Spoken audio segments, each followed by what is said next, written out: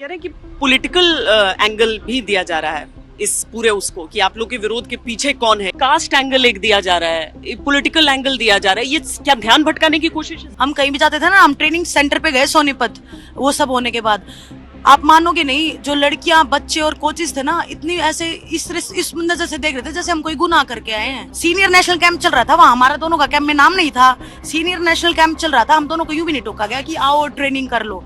ये world medallist है 2 time की, मैं ओलंपिक मेडलिस्ट, लेकिन बुलाया नहीं गया हमें। जो खिलाड़ी जितने भी आप सबका चेहरा सामने आता रहा, आप सब आगे आए थे लड़ने के लिए। कुछ ऐसा लगा कि सबने कुछ पक्षपात हुआ हो आप लोगों की बातों को, आपको मतलब जो आपका रुतबा पहले था वैसे ही ट्रीट किया गया, या आपको लगा कि इस विरोध प्रदर्शन की वजह से कुछ नुकसान हुआ है? जी मैम, जो स्टार्टिंग में हम जब धरने पे बैठे थे उसके बाद हमारे को सरकार ने जो आश्वासन दिया था, उसके बाद हमने तो सरकार पे यकीन कर लिया, क्योंकि हम तो राजनीति से दूर, हमें तो खेलों का ही बस जो है नॉलेज है, राजनीति का पता नहीं। लेकिन उसके बाद जब धीरे धीरे 3 महीने बाद ये बातें सामने आई कि भैया वो तो बृजभूषण ने तो वापस से जो है अपना काम स्टार्ट कर दिया अपने ही कार्य क्षेत्र में, खुद के कॉलेज में, और उल्टा हमारे को ही जो है जो झूठा साबित करना स्टार्ट कर दिया कि हम झूठे हैं। तो ये हमारे लिए बहुत ही पीड़ादायक बात थी, जिस वजह से अब हम यहाँ पे अब आगे बैठे हैं। कह रहे हैं कि पॉलिटिकल एंगल भी दिया जा रहा है इस पूरे उसको कि आप लोग के विरोध के पीछे कौन है, ये आरोप लगाए जा रहे हैं। नहीं, बिल्कुल नहीं, ये बेबुनियाद बातें, अपने आप को बचाव करने की बातें हैं। स्टिल स्टार्टिंग फर्स्ट डे से लेके अभी तक हम किसी पार्टी का प्रमोशन नहीं कर रहे, ना हम किसी पार्टी से। हम एक देश के खिलाड़ी हैं, मेडल जीत के आते हैं तो सब सम्मान करते हैं, रिसीव करने आते हैं। ऐसे अभी बुरे समय में कोई भी अगर हमें सपोर्ट करने आएगा तो हम मना नहीं करेंगे। पहली बार हमसे गलती हुई, हमने बोला कि हमें वो नहीं आना। आपको लग रहा है गलती हुई कि कहा कि मंच से? बिल्कुल, पहले धरने हमारा खराब हुआ और कईयों की बातों में आके हमारा माइंड मैनिपुलेट किया गया और पूरा धरना बिगड़ गया। बिना किसी की सलाह लिए हमने धरना खत्म कर दिया, सरकार पे विश्वास करके हमने अपना धरना खत्म किया, लेकिन कुछ भी नतीजा नहीं निकला, कुछ भी फायदा नहीं हुआ। तो इसीलिए हमने दोबारा ये धरना किया है।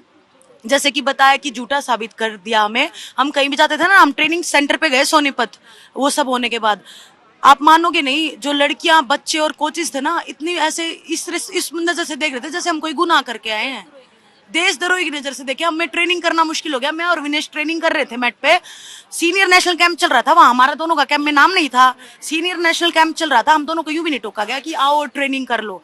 ये वर्ल्ड मेडलिस्ट है 2 टाइम की, मैं ओलंपिक मेडलिस्ट, लेकिन बुलाया नहीं गया हमें, क्योंकि सांसद को जीत ऐसा सबको लग गया था कि सांसद जीत चुका है, और रिपोर्ट के हिसाब से तो वो जीत ही चुके थे। इसलिए सबको ये हुआ कि ये झूठे हैं, या किसी भी मजबूरी से हमारे आगे नहीं आ रहे थे कि हमें तो बस अभी प्रेसिडेंट की साइड रहना है, हम इनसे बोलेंगे तो हम भी देशद्रोही साबित हो जाएंगे। तो बहुत गंदा ट्रीट हमें किया गया, हमें इतना बुरा फील करवाया गया। मेरा सिर्फ वापस धरने पे आने का ये रीजन था कि मैं ये कलंक सारी उम्र लेके नहीं रह सकती कि मैंने कुश्ती के साथ धोखा किया। मैंने 18 साल कुश्ती किया, हमेशा ईमानदारी से कुश्ती की, और ये नजर सब ये सहन करके नहीं रह सकती मैं कि इसने कुश्ती के साथ बुरा किया। तो बस इसी हिसाब के लिए जो कास्ट एंगल एक दिया जा रहा है, पॉलिटिकल एंगल दिया जा रहा है, ये क्या ध्यान भटकाने की कोशिश है? ये सभी ध्यान भटकाने का काम है। हमारे जो खाप पंचायत सभी संगठन, चाहे वो किसान है, मजदूर है, सभी संगठन, वो सभी हमें सपोर्ट कर रहे हैं। और जात का तो इसमें कोई मामला नहीं। अभी हमने दिखाया था 4 बच्चे भोपाल से आए हैं, 1 बच्चा MP से आया है, और छोटे छोटे बच्चे अपने को लेके आए हुए हैं सपोर्ट करने के लिए कि हम आपको सपोर्ट करने के लिए आए हैं।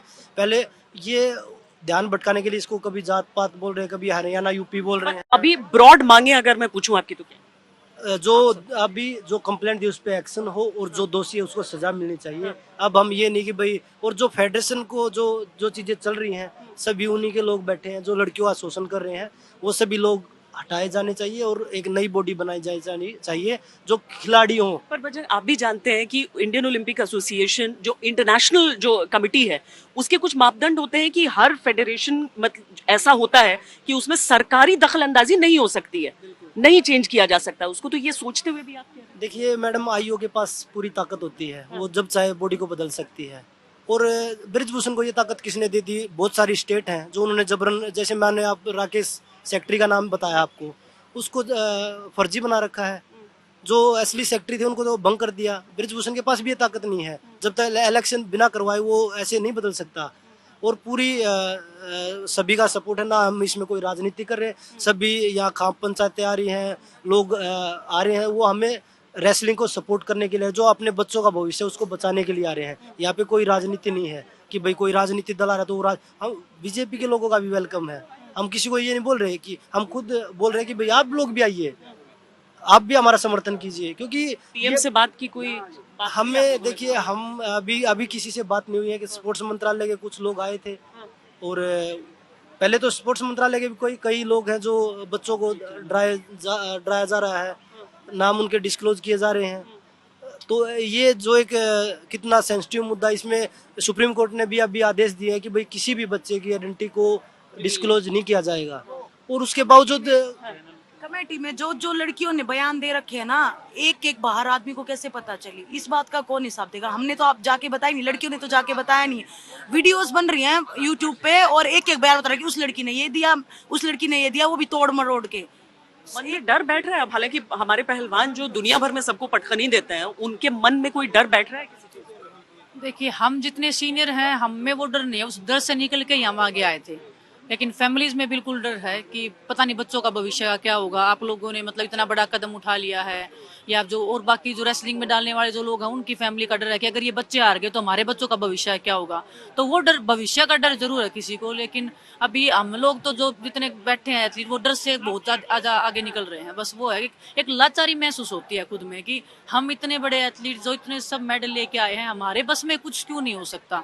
कि हम इतना कौन बड़ा आदमी होगा कि मतलब खिलाड़ियों के आत्मसम्मान से भी बड़ी चीज। एग्जैक्टली यही चीज, क्या ऐसी इतनी बड़ी चीज है जो इसकी वजह से आपको लग रहा है इसका कोई समाधान नहीं? देखिए, मैं आपके चैनल के माध्यम से मैं प्रधानमंत्री जी को भी बोलूँगा कि इस चीज़ पे आप ध्यान दीजिए, क्योंकि भारत की बेटियां जब मेडल लेके आती है तब सब इनके सम्मान में खड़े होते हैं।